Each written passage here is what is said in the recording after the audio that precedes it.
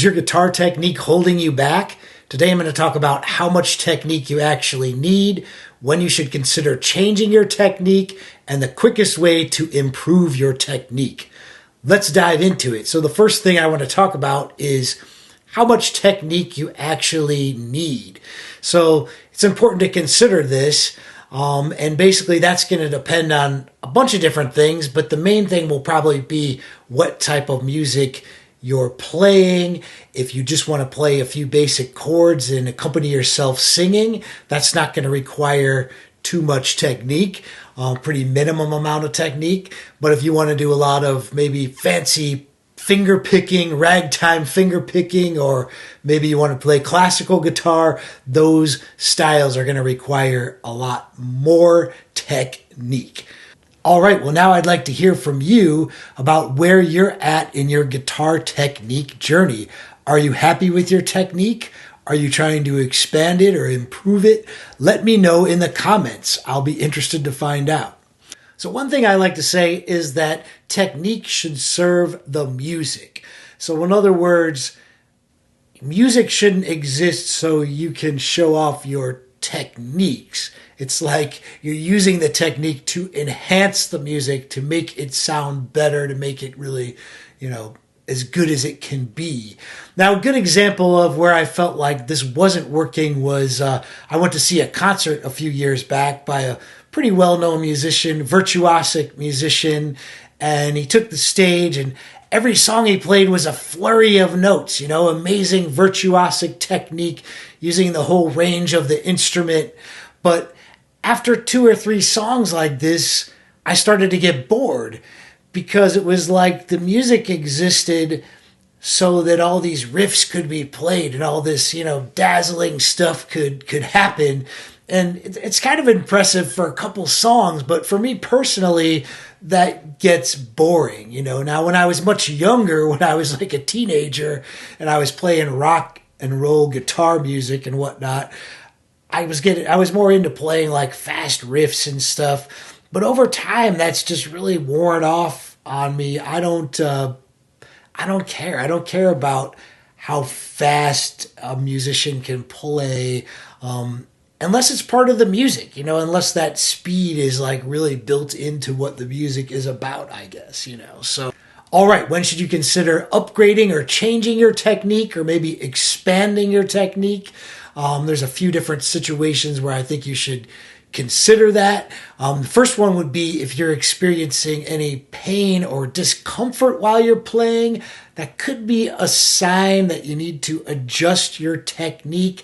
If playing the guitar seems very effortful, very, hard, that could be a sign that you need to adjust your technique.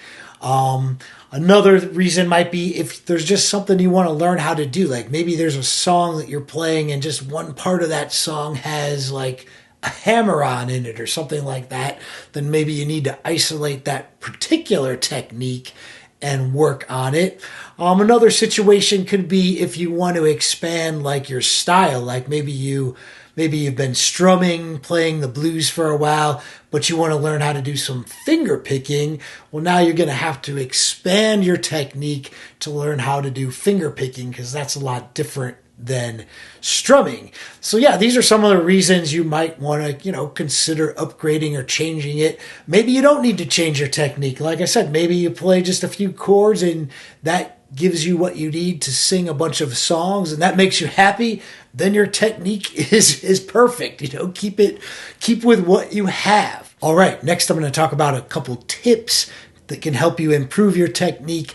The first tip is to use a mirror. A full-length mirror is a great tool because it allows you to see what you look like when you're playing. The goal is to be relaxed. You want to use the least amount of effort to create the most amount of sound. So if you look at yourself in a mirror while you're playing and your shoulders look like this or something, that's a sign that, you need to relax more. So a mirror is a really great tool. There's a lot of different things you could be looking for when you're watching that mirror. So some of that you sort of need to know what to look for, but we'll get into how to, learn those things in a moment. But a mirror is an excellent tool. The next tip that I have is just to slow everything down.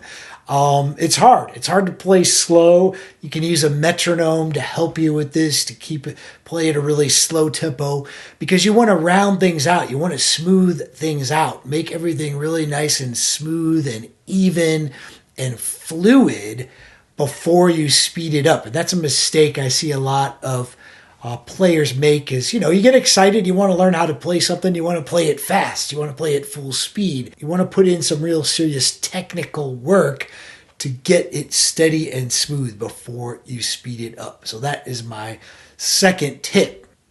All right, we're here. It's time to talk about the quickest way to improve your guitar technique. The quickest way to improve your guitar technique is to work with a one-on-one instructor.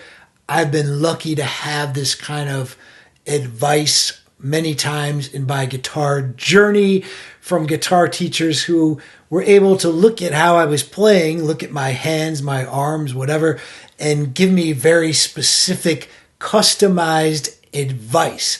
So that's invaluable because otherwise you might kind of do things the wrong way for a long time, or basically end up practicing bad technique. So it's great if you can get some customized, personalized one-on-one advice. I'd say in person is probably ideal. You could probably do this over, a video conferencing situation, as long as you have a decent, camera and the instructor could see, your finger positions and arm positions and all that stuff. So yeah, that's really super valuable. Something that you just can't quite get from, watching videos online. You can have someone show you the principles of having good technique and whatnot, but they can't really see what you're doing and if you're picking it up or getting all the subtleties and details of it. So another thing I did want to mention is that over time, your guitar technique is probably going to change and evolve. I started off playing electric guitar when I was really young, playing with a flat pick on pretty light strings. And then later on, I got into playing classical guitar, so I learned how to do, finger picking with nylon strings, doing arpeggios and scales and different things. And then even after that, I got into playing finger picking acoustic blues. So I had to revamp my whole technique once again. So yeah, don't be afraid to change your technique or explore or try other techniques. Well, I hope you enjoyed this chat. Don't forget to subscribe to this channel if you want to get more videos like this. I'll see you really soon.